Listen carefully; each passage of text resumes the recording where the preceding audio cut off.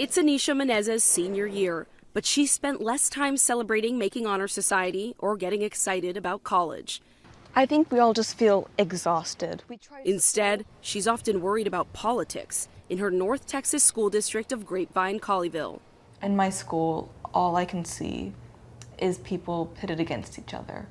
Over the course of the last 2 years, school board candidates backed by conservative Christian activists in 3 local districts, Grapevine, Colleyville, Southlake, and Keller, have passed sweeping policies restricting lessons on race, gender, and sexuality, the bathroom use of trans students, and removing hundreds of books, parents weighing in. Teachers shouldn't be forced to use your freaking made-up fantasy pronouns. We're clouding their mind with these ideas of gender confusion. But students at all 3 districts told us they now worry the church is creeping into the state and their schools. How have you seen religion influence your schools?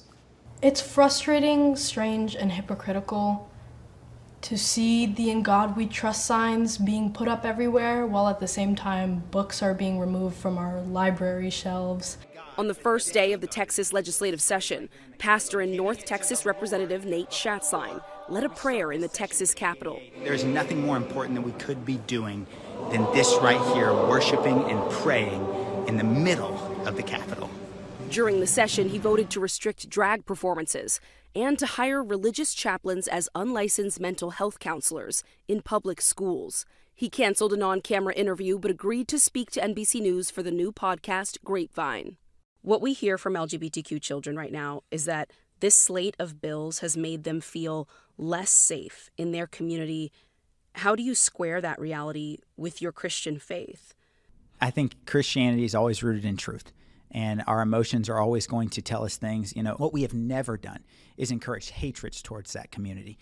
Do you believe in the fundamental separation of church and state?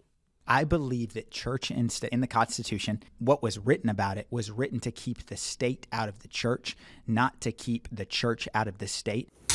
That sentiment drove award-winning history teacher Amanda Guthrie away from public education for good. You made the decision to leave in the middle of the school year. I did. Why not stick it out a few more months? It felt unsafe. The people that work in that district are hardworking, caring people. But even they have no control over what the school board does or says. Leaders from all 3 districts declined to be interviewed. Grapevine Colleyville told NBC News, "We review all feedback and continuously look at how we can better serve and support our employees." Southlake's Carroll School noted, "As required by Texas law, we have policies and processes that respect parental rights and appropriately review curriculum." And Keller ISD saying, "We believe that mutual respect and dignity build unity."